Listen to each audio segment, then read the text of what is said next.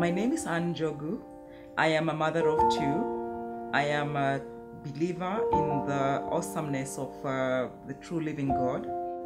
I grew up in a very Christian home, brought up by very Christian parents and brought up in church. I left campus and got married, and when I started getting my children, I went back to church because I wanted to bring up my children in the same way I had been brought up. And later in my life, I started getting very, very disillusioned with religion and the church. I could not disentangle the fact that some of the social injustices that I was fighting in society, some of them I could trace through to my church and to my church leaders.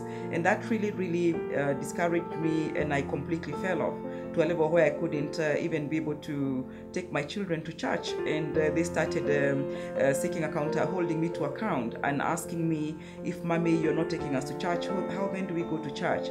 And it was a very, very difficult moment for me. In August of 2010, I lost a very good friend who used to worship at the Nairobi Chapel, Washukangure. And I remember on the day of her funeral, I intended just to go to the memorial, to the funeral home, because I had an exam that afternoon. But when I went to the funeral home, I found that the cortege had already left and proceeded on to the church. When I came to the Nairobi Chapel, which was my first time to be at the Nairobi Chapel, for some reason I just couldn't leave. And contrary to what I had thought, that I would only come, say hello to the family and let them know that I was with them, I found myself sitting through the entire service.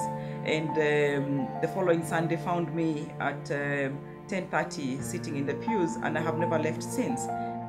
I am inspired by John 15:5 that says, I am the vine, you are the branches. If a man remains in me and I in him, he will bear much fruit. Apart from me, you can do nothing.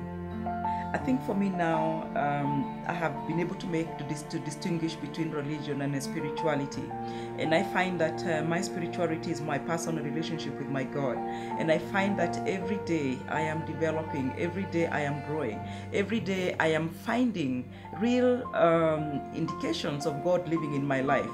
And it is amazing how the more I listen to His word, the more I listen to His voice, He is able to direct me. And I cannot believe that I lived like before without knowing how awesome and truly phenomenal my God is.